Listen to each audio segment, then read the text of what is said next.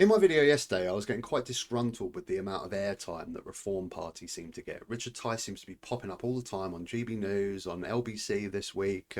Considering they haven't even got a single MP in Parliament, whatever stage of this party, whether it was UKIP, Brexit Party, Reform, they've never elected an MP. They have one MP defect, but they've never actually elected one. The Green Party have got Caroline Lucas. They actually have an MP. They don't seem to get half the amount of airtime. So I was quite disgruntled by that. But then when you actually watch Richard Tice being interviewed, I think they should get as much airtime as possible because as soon as he gets interviewed, he just exposes the pure sham and amateur organisation that Reform Party is. It's not even a political party, it's just a vehicle for rich investors to be able to steer Tory party policy in the area that they want. Let's watch Richard Tice on LBC with Nick Ferrari. Maggie Moriando, who's your candidate in Bedford. Anyone who still believes in climate change is unfortunately blinded by ideology and a lack of critical thinking skills. Andrew Husband, who's going to stand in North Durham. It's a scam. And we also have Sean Matthews, who'll be in Louth and Newcastle. There is no climate crisis. Well, these are your candidates who totally disagree with you. No, they don't. Actually, that last I'm so sorry. Nick, hang on, that last point, there isn't a climate crisis. There is climate change, of course. The key thing is how you respond to it, Nick. We should adapt to it. Maggie Moriando says it's a scam and you lack critical thinking skills if you support it. Have you spoken to Maggie?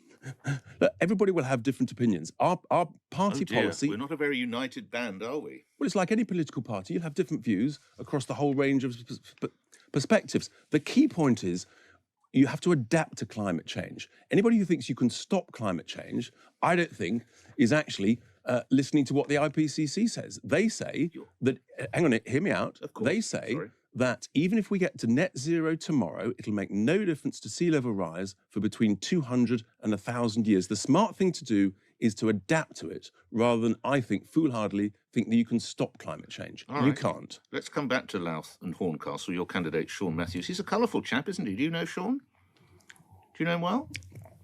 I don't.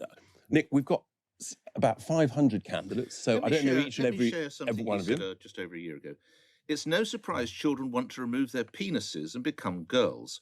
Most of their parents started the process shortly after birth by chopping their foreskins off in the name of, brackets, insert deity, close brackets.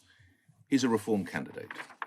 News to me, I shall look at that. Thank you, Nick. Is that the sort of candidate you want? No, look, we are very clear. If anybody says or writes something that is daft and inappropriate, then we will look at that and form a very quick view. And actually, that's one of the advantages. As a lean party with a clear management structure, we can make very fast decisions. So lastly, before we go to calls, again, Andrew Husband, North Durham, Ukraine was media hype. It was Ukraine media hype. Look, Ukraine, sadly, has been invaded by Russia, and we've got to do all we can to support Ukraine in trying to defend its sovereign territory. And lastly, Maggie Moriando, we go back to Bedford.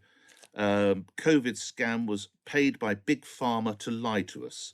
So COVID was a scam as well, was it? COVID was very real, of course it was. And COVID is. But that took my colleague 5 minutes to look at their tweets. Why aren't you doing a proper background check? We're doing checks, and you're doing checks. We're doing checks, and if there are people that are inappropriate, then we would obviously remove them. And look, let's be very clear. We need a review of candidates, don't we, at Reform? That is ongoing all the time. Every party is always ongoing vetting their candidates, and occasionally people will say the wrong thing, say something daft. We did this in under an hour. I think I've changed my mind. I think I want Richard Tice on all the time. I mean, it's just a joke of a party, isn't it? It's a joke of a party. Now, I don't know how many people really want to vote for these guys. It appears on comment sections on Twitter, on my YouTube comments, that a lot of people support these guys. A lot of people that on the right that are disgruntled with the Tories, don't think they're right-wing enough, are planning to vote for these guys. I don't know how much of that is fruition and how many bots there are, but I generally feel there is a popular support for the Reform Party, and a lot of people will be voting for them. And You know, I don't care if you're against climate change or you think there's some dodgy stuff with COVID, and you know, if you believe in that stuff, yeah, fair enough. But do you honestly want like this lot with a majority government? I mean, can you imagine people like that? The people that he just mentioned, Nick Ferrari just mentioned, running our education system, running our National Health Service, sorting out the housing crisis, actually running day-to-day stuff, important stuff, making decisions on the world stage and having your finger on the nuclear button. Do you want these people in charge of the country? I mean, come on. Even if you believe in that stuff, even if you're quite into your conspiracy theories, surely you want semi-competent people in charge of the country on running day-to-day things like your kids' education and stuff like that. Absolutely bonkers. Now, obviously, we know Reform are not going to win a majority government. They, like I said at the start of the video, they're purely there by rich investors that want to push the Tory party further to the right, further to their economics to benefit them financially. That's the whole reason that Reform Party exist. Um, but they could definitely have a say in the election, and they could kill the Tory party. So I'm all in favour of that. If you're right wing and there is no single possible way that you'd ever vote for anyone left of centre, Lib Dems, Labour, Greens, whatever, and you literally just have the choice of the Tories and Reform, go vote Reform, because I want to destroy the Tory party, and I do not see Reform as a threat. I don't think they'll get a single MP, to be honest.